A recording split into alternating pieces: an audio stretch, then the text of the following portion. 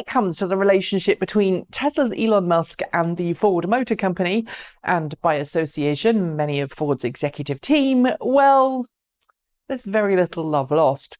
Musk's opinion of Ford seems to have been formed way back in 2014 when Ford threatened Tesla with legal action over the use of the term Model E. That moniker, which Ford also laid claim to, was the name that Tesla had originally patented to use for the car that we now know as Model 3. Ford tried to kill sex, and we're like, Ford's killing SEX. That's terrible. So, okay, fine, we won't use the Model E, Musk had said at the time. And while he seemed pretty light-hearted about the whole thing at the time, it seems from that moment Ford was a company not to be trusted as far as Musk was concerned. Fast forward a few years, and there's been a fairly steady back and forth between the companies. Tesla has mocked Ford for its attitude towards electric cars, and Ford has called Tesla's business plans and practices into question in return. Earlier this year, Musk mocked Ford as having an energy similar to a morgue when comparing it to what he felt was the vibe and energy that existed at Tesla. That statement, which he made to the Wall Street Journal, then resulted in Mark Truby, Ford's VP of Communications, to fire back a retort to Musk on Twitter, essentially mocking the, quote, makeshift tent at Tesla's Fremont factory where Tesla established a second Model 3 production line. And he also noted that across the street, where a high-quality, high-tech F-150 rolls off the line every 53 seconds like clockwork. Tesla fans, of course, have backed Tesla up, questioning Ford's old-fashioned view of automotive production and questioning if the Detroit giant will ever actually stop talking about the electric cars it says it wants to make and start producing them instead. But now it appears that Musk is going for the jugular, as many of Tesla fans have in the past. He's questioning the very future of the company that brought us the mass production line for cars. During his recent interview with Kara Swisher for the Recode Decode podcast, don't worry, I'll link to it in the description below, Elon Musk brought up his old nemesis and did something he's never done before, questioned how long Ford would be around, suggesting that it might not survive the next recession. There have been many attempts to create a car company and they have all failed, even the ones that have had a strong base of customers, thousands of dealers, thousands of service centres. They've already spent the capital for the factories like GM and Chrysler, still went bankrupt in the last recession. Ford and Tesla made it barely through the last recession, he said, adding that there's a good chance Ford doesn't make it in the next recession. Sadly, Musk didn't go any further in explaining his comment, but it's got me thinking. Is he right? Is Ford doomed? Well, given many economists believe the next recession is just around the corner, and Ford itself has had a pretty terrible year, cutting its earnings forecasts several times and suffering a 33% drop in earnings for the just-released third quarter, well, it does at least seem to be plausible.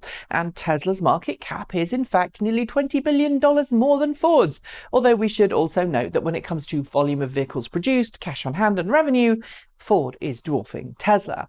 So why is Musk suggesting that Ford might be in trouble when the next recession comes? I think it's pretty simple. Unlike Tesla, which has focused on electric vehicles from the get-go and has spent the last decade heavily investing in and refining its electric vehicle tech, Ford's electrification strategy is really just starting. And as Tesla knows, developing electric vehicles, not to mention autonomous vehicles, something else Ford is working on, isn't exactly cheap. At the same time, Ford is admittedly struggling in the US, with its year-over-year sales declining every quarter this year. It's also suffering in China, where that trade war and a preference in the Chinese market towards more premium Western brands are combining to hammer Ford's market share. But there are also some important things Musk is missing. First, while GM and Chrysler did both need a bailout during the last recession from the US government under the Troubled Asset Relief Program, that's TARP, Ford just about managed without it. That said, it did then get some money in 2009, $5.9 billion, under the Advanced Technology Vehicle Manufacturing Loan Program that was set up as a way of promoting the production of fuel-efficient next-generation vehicles. If you're into government funding, you'll also know that was the same program that Tesla borrowed money from and then repaid in full far earlier than it needed to, but I digress. So let's get to our next point. Ford is a company that, as one auto insider has put it, has driven into the ditch at least once every decade throughout its 115 years of existence, before coming back stronger and better than before. It also has a lot of cash on hand and has already started to restructure itself in order to prepare for the next economic downturn. Does Musk know something that we don't? Well, maybe. Tesla has already begun to ramp up the hype for the Tesla pickup, a vehicle that Musk talked about in the very same Recode Decode podcast. Given Ford's position in the pickup marketplace and how important pickups are to its bottom line, profitability, and future, it is possible that Musk is confident that whatever Tesla has planned for its own pickup will completely wipe the floor with whatever Ford is planning to offer.